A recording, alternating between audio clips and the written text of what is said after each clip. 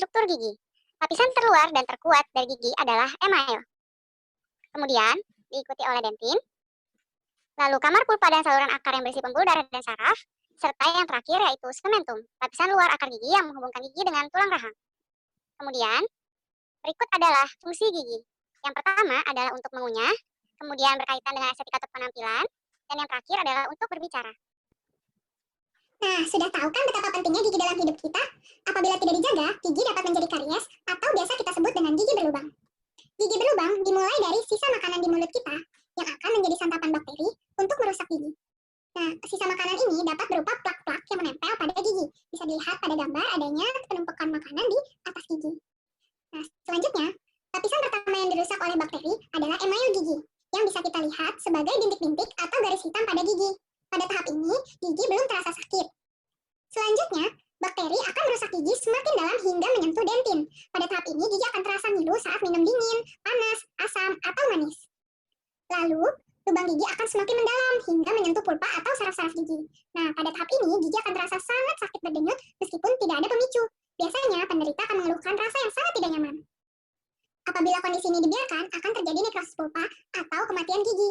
Nah, pada tahap ini, saraf gigi sudah mati sehingga rasa sakit akan berangsur-angsur hilang.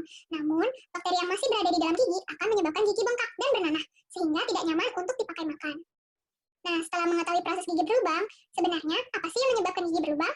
Secara umum, kondisi yang bisa menyebabkan gigi berlubang adalah kondisi mulut yang asam karena aktivitas bakteri. Nah, berikut ini merupakan hal-hal yang menyebabkan bakteri aktif dan mulut menjadi asam. Yang pertama adalah kondisi jarang menyikat gigi. Seperti yang sudah dijelaskan, sisa makanan itu adalah makanan favorit bakteri. Jadi, semakin sering diberi makan, maka bakteri ini akan semakin aktif membuat mulut asam. Lalu, kondisi mulut kering yang disebabkan oleh konsumsi obat-obatan atau keadaan penyakit tertentu seperti diabetes dan dapat menyebabkan mulut menjadi asam karena tidak memproduksi ludah yang berfungsi untuk menetralkan mulut. Selanjutnya, kondisi gangguan makan atau asam lambung juga dapat menyebabkan rongga mulut menjadi asam.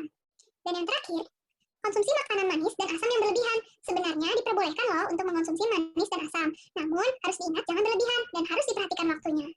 Nah, embusi dapat terjadi. Sama seperti gigi berlubang, awalnya plak dan karang gigi yang berada di antara gigi dan tidak pernah dibersihkan ini menyebabkan bakteri di sekitarnya mulai merusak gusi. Nah, apabila gusi dirusak, akan terlihat kemerahan sama seperti foto sebelumnya. Yang bisa dilihat ada terlihat kemerahan. Selanjutnya, bakteri yang merusak gigi akan semakin dalam hingga ke tulang. Dan saat tulang terinfeksi bakteri, lama-kelamaan tulang akan habis dan menyebabkan gigi bisa goyang dan terlepas. Dapat dilihat di gambar berikut. Nah, kondisi ini dapat diibaratkan seperti pohon dan tanah. Pohon adalah gigi dan tanah adalah gusi. Tanah menjaga pohon tetap kuat dan berada di tempatnya. Namun, apabila pohon kehilangan tanahnya karena kondisi sesuatu, maka pohon akan jatuh dan terlepas, bukan? Hal ini juga sama seperti gigi dan gusi. Apabila gigi kehilangan pegangannya, maka ia akan goyang dan terlepas, seperti pada gambar terakhir. Lalu, yang menjadi pertanyaan selanjutnya, bagaimana ya cara sikat gigi yang baik dan benar? Pertama-tama, kita harus memilih sikat gigi dengan bulu sikat yang halus agar tidak merusak gusi.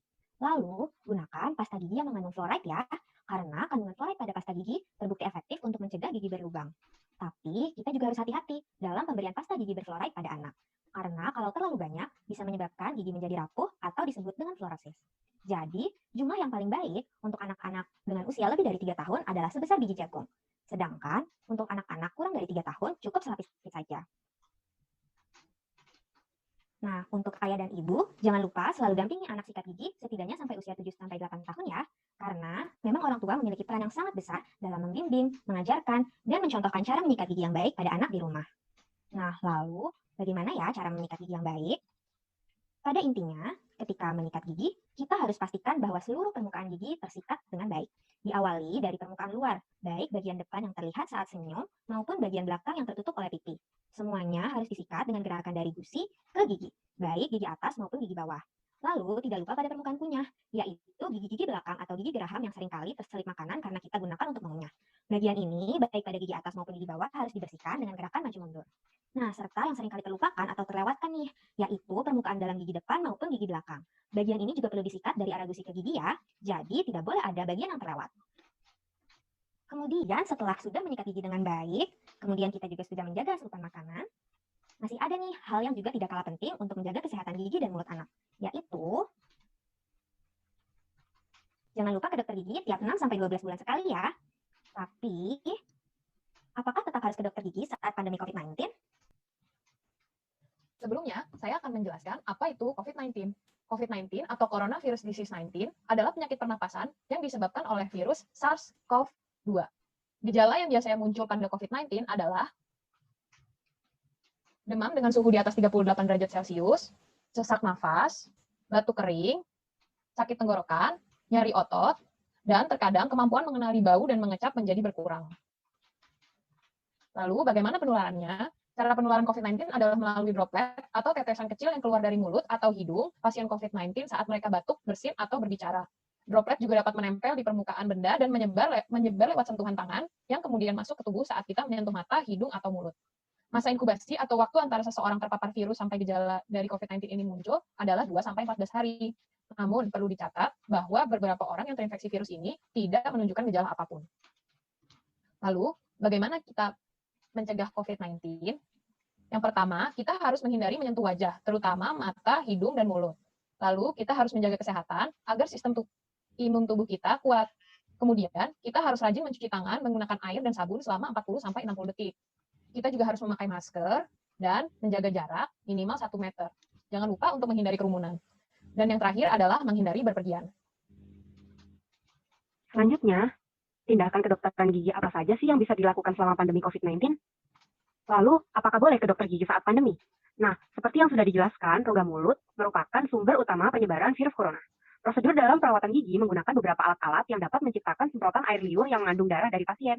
Selanjutnya, semprotan air liur yang mengandung darah tersebut dapat menyebar ke seluruh objek di dalam ruangan praktek, sehingga akan menyebarkan virus ke pasien-pasien selanjutnya dan dokter gigi yang melakukan perawatan. Akhirnya, makin banyak yang terkena virus corona.